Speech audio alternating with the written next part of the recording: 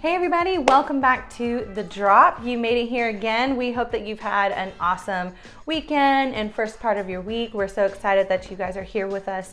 Again, I'm Pastor Karina and this is my awesome husband, Sergio. Say what's up, babe. What up, babe? Ha ha ha. Okay, what up, babe? We are here just ready to drop some truth and bring some life, and we're excited because this is our last session or our last episode on kind of like marriage and relationship focus, and just kind of talking about some elements that might be helpful for those types of relationships. And like we said, I think last week when we did it, even if you're not married, like a lot of these little tips and things like that we're sharing, number one, it's good for when that day comes, right? But it also, a lot of these principles and stuff do apply to just like meaningful relationships or even friendships. And so, definitely give it a listen and even share with some of your other friends, especially if they're married. But anyways, so we're here today, and we wanted to kind of share a little bit about marriage and balance with those of us who are married and have kids, okay? And really, it's not just about balance with kids when you have little kids, it's even when they get older, right? Mm-hmm. Because you never stop being a parent, no matter how old your kids get. But we have learned, and I think are still learning, how important it is to have a good balance between all the needs of the family and the kids and also our marriage. And it is super important to keep your marriage an important priority, right? Of course. Yeah. Of course. Good answer. So how would you say, now, those of you who are listening and watching, we're not experts at this. I don't know if you ever become an expert at this marriage thing. Like I said, we're learning and growing in this, and we just want to kind of share what are some things we have learned, are learning, to help with this balancing act of being married, really seeding in and feeding into that relationship, but also balancing the kids and family and all the needs that come with all of that. So what are some things you think that we maybe have done? Let's start with what have we done well with this, because we've definitely not done it well at times. We'll talk about that too, but what have we done well? What do you think we do well with this? I think what we've gotten a lot better at, and I think we touched on it a little bit in the last episode, is communicating. And I think when you're able to clearly set expectations and communicate those expectations, then you can get on the same page. And somebody's not expecting something to happen that the other person isn't aware of, or, even with getting your schedules coordinated, especially when the kids get older. Now they have soccer and like school stuff that's going on. So I think, communicating clearly and definitely getting on the same page, just even on a practical level, has been huge for balancing things and making it not feel so overwhelming at times. Sure. Yeah. No, yeah. And I think that is 100% really, really important. And we did touch on that in the last episode. If you didn't have a chance to listen to that, it was all about communication and how important it is in relationships and marriage and stuff. And communication is really, it's at the core of a lot of things in relationships and marriage. And I think that is a really big one, because communication has to happen so that balance stays a priority and that things stay correctly prioritized. Right. And I think that we have gotten better at that, and that's taken time, and it's taken a lot of not doing it right to a lot of unmet expectations or uncommunicated expectations, and then tracing back to like, how did we get here? Why did this happen? Yeah. Why are we not happy at this moment? Why was I not aware of this, or whatever? Yeah, no, definitely. And I think that one thing that we have learned too, or I feel that we've learned, is to make sure that priorities are straight. When you're dealing with marriage and family and kids, I think a big thing, no matter how old your kids are, even when they are really little, But definitely when they're older and they're teenagers and, you know, big kids living in the house, like kids can definitely sense and feel when things are not going well between dad and mom. They can feel it. And even if like you as a parent or as a married couple, you do a really good job at like keeping your issues private and things like that, whatever your philosophy is about that. Some people blast them out for all the world to hear. Some people are like super private, like let's go to the room and talk about this, you know, whatever. We're not talking about that today. But my point is that kids can tell that mom and dad are not doing well. You know, they might not know that that's exactly what it is, but they can feel like a tension, you know, and that affects them. And so keeping balance in the home and between marriage and kids and balancing all of that, I firmly believe that the number one priority should be your spouse. And some of you might not like that I'm going to say this, but the kids should not be first. And when you begin to put the kids first, the marriage does begin to feel that and suffer from that. What do you think? 100%.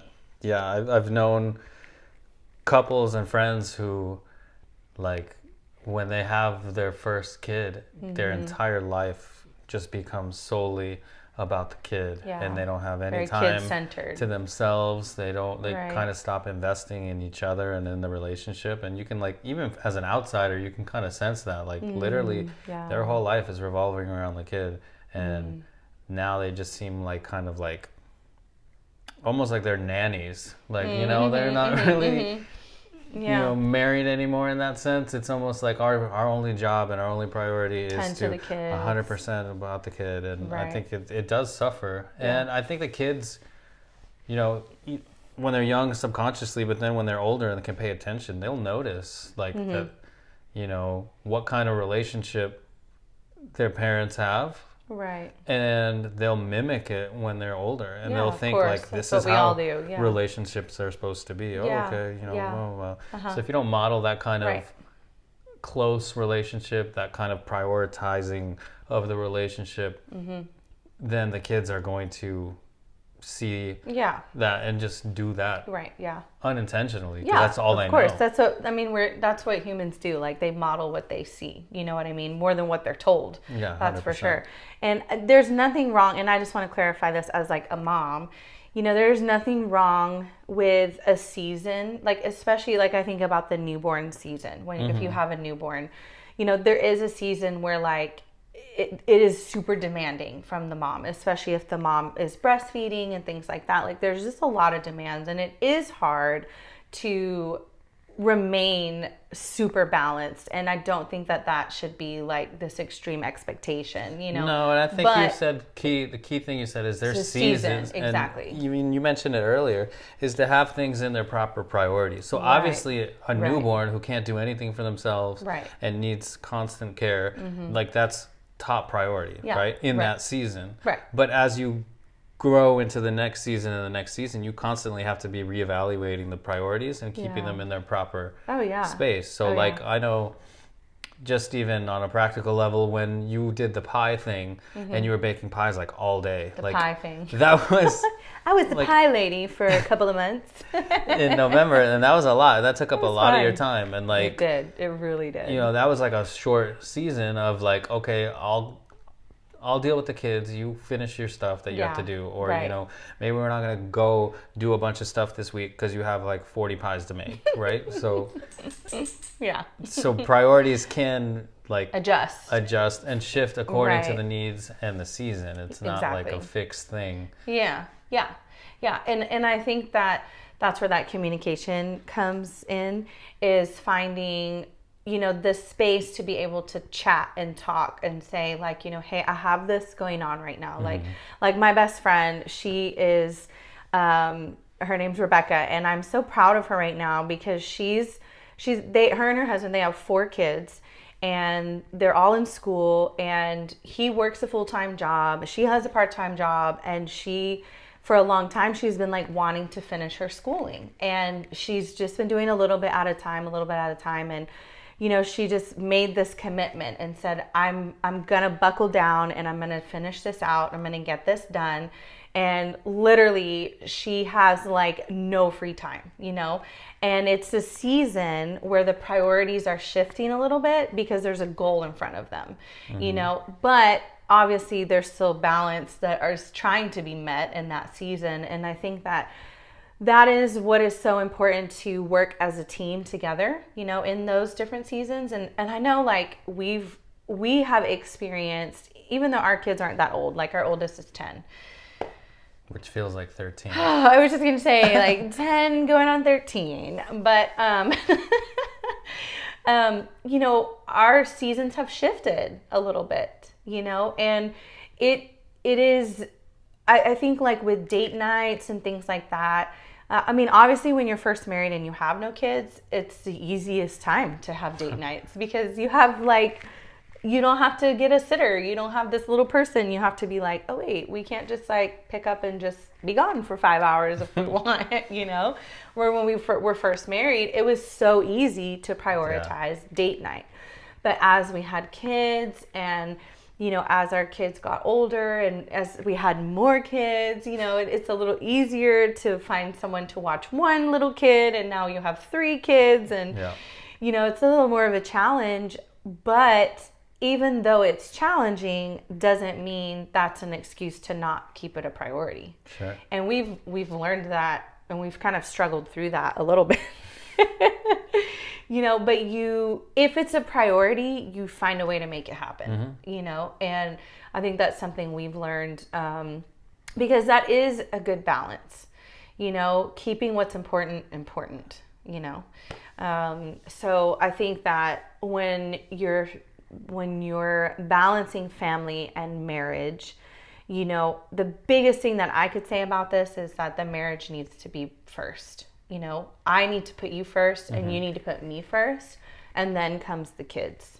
And I think that's hard sometimes to do that, but it is also important because it shows the kids that mom and dad is like the core and the center of the family, and that it's their job to care for each other so that they can also care for us. Yeah, 100%. And that goes back to what you said of setting the priorities. It's like with anything, if you don't have those set in place ahead of time, then you are being called by whatever's loudest. So usually it's the kids. You're going from putting out fire to putting out fire, instead of dictating, okay, what is my priority going to be? What is the most important thing? And how can we center our lives to resemble that, instead of just being like, oh no, now we got to deal with that. Oh no, this happened, we got to deal with that. And you're constantly like being pulled in 100 different directions, instead of you being like the architect of your life and saying, this is what I want it to look like.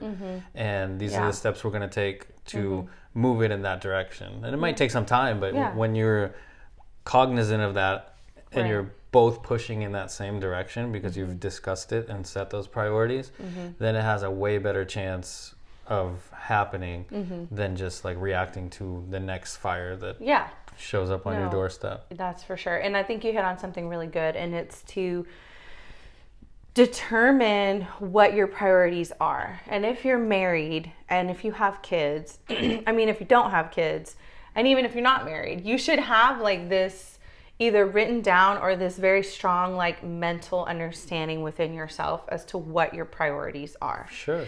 And what comes first, what comes second, what comes third, because like if it's not set, then like, and I think what happens a lot of time is that work takes over, because if you work a full-time job, you're working 8 hours a day. If you have to go to work, you might be gone even longer. And so it's like, it's important to have those clear priorities, because that will show you where your time and attention needs to go based on those priorities. And you're in a marriage, and when it involves children, your spouse should be before your kids. That doesn't mean you neglect your kids. Obviously, that is not, if you know us and parents, like that is not what we're about at all. We're all about our kids. But not at the expense of setting each other aside and deprioritizing each other, Right. because that is a sure way for the family to begin to crumble, to be honest, I think another thing that's really important with balance, and like balancing marriage and family and kids, is to make sure that you make an allotment or time for the other person to have what they need. Does that make sense? Or not really? Elaborate. Elaborate. Like basically, like we need time together, right? That's important for balance. But I know that I also need time to myself to be healthy, to feel full, to feel like, okay, like I can breathe, I can just be alone with my thoughts, or just be alone with zero thoughts and stare at the ceiling, whatever I need in this moment. And you need time for yourself also. Yeah. And that's a part of prioritizing each other, but also making sure that like you are a priority to yourself in a healthy way, not in a self-driven, self-centered way. Right. Because if you're not good as a person, as an individual person, number one, it's going to be even harder to care for your spouse. Of course. And then care for your kids. Yeah, well, there's this saying that you can't pour from an empty cup. Yeah. Right? Yeah. And so I think at the top is you need to be the healthiest, best version of yourself that you can be for yourself. Right. Which will spill into for your spouse. Right. And spill further down into for your kids, for your friends, for your family. Yeah. But if you're neglecting yourself because you're doing all these things and you haven't set time apart to, renew your mind, to do something healthy for your body, to do something spiritually, to continue growing, at the end of the day, you're going to get exhausted by life itself, and there's nothing refilling you in any way, and then you have nothing to give. Right. And then all of your relationships, doesn't matter who it is, will begin to suffer because you have nothing to offer anymore. Definitely. Oh, for sure. One thing I notice that is huge for me in being able to fill my kids, be like a happy, pleasant person is to make sure that I do have time with God so that God fills me. Because dads give out a lot. Like I know that they give out a lot because I see you and I've experienced my dad. And but moms give out a lot to the kids, I think, because especially if the dad is working full time, it just naturally, and it's always different. Sometimes the dad is home and the wife is working and whatever it is. But I know for me, like when I don't have my time with God, like I can literally like turn into, I've called it before, it hasn't come out often lately, but I call it the mommy monster. And I've literally like told the kids before, like, I'm sorry, mommy monster came out. Oh my gosh. I need you to forgive me because I yelled and I shouldn't have yelled.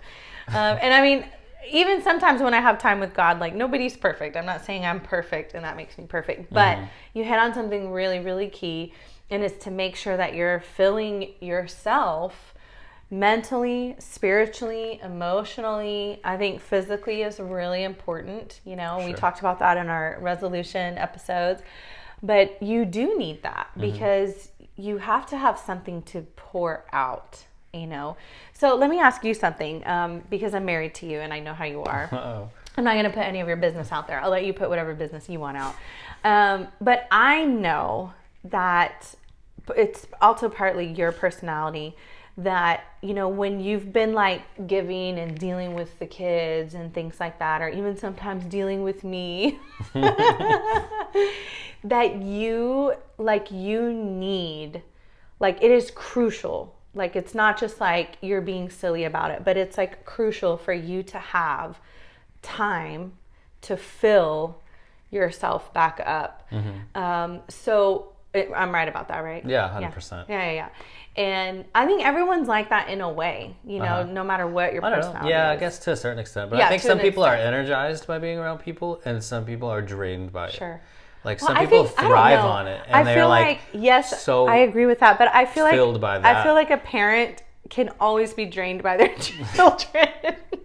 That's a different context. I think. That's what I'm saying. I'm saying like family and kids, you know, like, and if I recognize that as your spouse and I don't give you that, or even like if you don't, sometimes you'll take it for yourself. Like I'll go in and you'll be in your office and you're like, I just need a minute. And I'm like, okay, you know, but if I notice that, like, it's also partly my job in honoring you and prioritizing you to say, and I've said this to you before, like, babe, I'll put the kids to bed tonight. I know you need some time. Yeah. And you're like, oh my God, thank you. You know? Yeah. And I think those are practical examples of prioritizing each other. And you do that for me too, you know? Maybe not so much for bedtime because it's hard to put all three of the kids to bed. No, but like today I kept Leo at home all day so you can go do your stuff. Yes, so I can, yeah. And so I think it's important to, you know, make sure that that your spouse has what they need and that you're doing that for each other. That's really important. 100%. But also, if you're not at the place yet where your spouse recognizes that, or you haven't had that conversation, or for whatever reason it hasn't happened, that's not an excuse or a reason to not do it. Like, I know for a moment, just because of how our schedules were and there was no like breaks, right? So the only solution, and our kids wake up super early and they have to be ready for school. So like I used to stay up late to have like my time before. And then when we had kids, it was just impossible because they're up at like 5:30 and you stay up late too many nights in a row, it's a wrap. Can't do that anymore. We're getting old. So I started going to bed earlier, but then waking up very early before anyone else was awake. Right. And I had my time. I would read, I would journal. Sometimes I would go to the gym first thing and come back and then get the kids ready for school. So you have to make that priority, even if, you know, and that's real life. Sometimes your partner just is not aware, or you haven't talked about it, or it's just not in the cards at that moment. Yeah. You still have the responsibility to do that for yourself and find time that's not detrimental to the family. Like, I'm not going to say at dinner time, well, I'm going off to go do my own thing. Sorry. Every night for dinner, I won't be here. I'm having me time. Trust me, I need it. It'll be good for everyone. Yeah. No, but you might have to sacrifice a little bit and say, I got to, if this is important to me and I need it, and I know that I'm not my best self when I don't have these things or do these things, then I need to figure out a way to still make it happen. Yeah. And not at the expense of everybody else. Yeah. No, that's really, really good. And I think that sometimes you don't even realize that you need that, you know, and it takes certain situations or circumstances where you get to that point, and maybe after hearing this episode you realize, you know what, that's what I've been missing, you know. And so we encourage you to sit down with your spouse and have that conversation. Like we said at the very beginning, communication is the foundation for any relationship. And so talk about it, because balance in family, with marriage and kids, is really important. It's not always going to be perfect. It's not always going to be perfectly balanced, but it is, like they say, a balancing act. And so you're going to constantly have like these little changes and adjustments. And the biggest thing is to have those conversations and to talk. And then the last thing that I want to touch on is, you know, make time for your kids. Obviously, like intentional time. Be intentional with your time with your kids, because like we were just talking about the other day, we were like, oh my gosh, like Evie is 10 and she's starting middle school, because out here in Burleson, 6th grade is middle school. And I'm like, wasn't she just a baby? Like, wasn't it? And people tell you all the time, oh, enjoy them, it goes by fast. And you're like, yeah. If you were only in my season right now, you wouldn't be telling me that, you know, it's not going by fast enough. But it really does. It goes by fast. And so intentional time with your kids is so important. Family night, you know, almost every Friday night we do pizza night and we do a movie or we do games. Most of the time it's a movie because we are exhausted. But when we have that extra energy, we do game night or something like that with the kids. Because that's also balance, is showing your kids that they are important. Yeah. And it shows them that there's a time for everybody to have special time. Date nights is a time for mommy and daddy to have special time. You know, mommy going over here is her special time. Us being all together, it's our special time because everybody's important. And that shows them that there is intentionality within the family. Yeah, and it also reinforces your values as a family. So it's one thing to say like, oh, family's always important. But if you never spend any time together, right, they're not seeing any evidence of, well, you say it all the time, but is it really? And I think also it's key to have that together time so they understand that, you know, we value being together as a family, but then also having pockets of one-on-one time, doing things that they like to do. I love that. And when it's like, it's one of my favorite things as a parent. Not come do this with me because I want to do it, but like, what are you into? What are the kids into? And then getting into their world and treating them like an equal, you know, like they're a person. Like whatever you want, whatever you're into is just as important to me in this moment as it is to you. Yeah, even if it's really like, you are so good at that. Like you've always been really, really good at that. You get into like their little cartoons and you'll learn all their names. And like when they were really little, I remember you doing that with Evie so much and he knows so much stuff that's like going on in this world right now, like with like just like Evie's age, you know, and sometimes him and Evie are talking and I'm like, what are they talking about? I'm like, oh, it's TikTok again, you know? And, but that's so true because that shows them that you're interested in them, that you're interested in their life. And I think that, man, maybe one day we can do like a whole nother like chat about parenting and what we've learned so far. But I think the biggest thing with balance with marriage and kids is making sure priorities are set straight and that you're on the same page. And I think one of the biggest takeaways is making sure that the marriage is first. And if you're not there yet, then that's okay. Take those baby steps to get to that place. Yeah, you have to discuss it. That's the first step if you're not there, is you have to, and it might be an awkward conversation because most people, they've never seen that modeled. Like, oh, let's talk about what we think our values should be as a family or as a couple or in our relationship. And it's like kind of a weird, you know, you talk about stuff like that all the time in like a business setting. Oh, what are a company's core values? What are our goals? That's so good. How do we measure that? But in a relational family setting, all that stuff still applies and it's just as important. Yeah. But we don't ever see that in interpersonal relationships at the house. True. It's true. But I think when you can identify those things and get everybody involved and everybody on the same page that these are our family values. We are generous. We love helping people. We like whatever they might be, and everyone understands them, then the whole family is pulling in the same direction instead of just kind of like everybody floating along, just doing their own I'll thing, see you when I see you. Oh, you want to do this today? Maybe not. And kids are looking for that. Kids are looking for that clarity and that direction, and they, you know, even big kids, like even though maybe teenagers sometimes are like, yeah, I'm doing my own thing, like they really are. I was a youth pastor for like 10 years. They really are looking for clarity and direction, and they want to feel a sense of togetherness, you know. And so, I think that those are all really, really important, you know, to do. And I want to just share this last story, and then we'll kind of close out our time. You know, at the beginning of the year, Serge, he usually always asks me like, you know, hey, like, what are some of your goals for the year? And, you know, what are you feeling and this and that? And so we always talk about it. And we both agreed that like last year we didn't do great at all with like dates and spending alone time with each other intentionally. It was just kind of like, oh, so-and-so has this, we need a sitter. And we'd be like, oh, so I guess this is a date night, but it wasn't really. It was like going to a party or something like that. And so we both said like, okay, we need to make this happen. And so I came up with an idea, and I was like, well, you know, we have both of our parents that live here and they love our kids, you know? And so I was like, what if we like rotate between both the grandparents, because it's like a win-win for everybody. We get a special date night, you know, the grandparents get special time with the kids, and it's like intentional that they're with them and we're with each other. And so I sent out like this formal text to both sets of parents, and I was like, it's one of our goals this year to always have a date night once a month. Would you be willing to help us with the kids? You know, taking turns. And of course they were like, yeah, of course, we'd love to.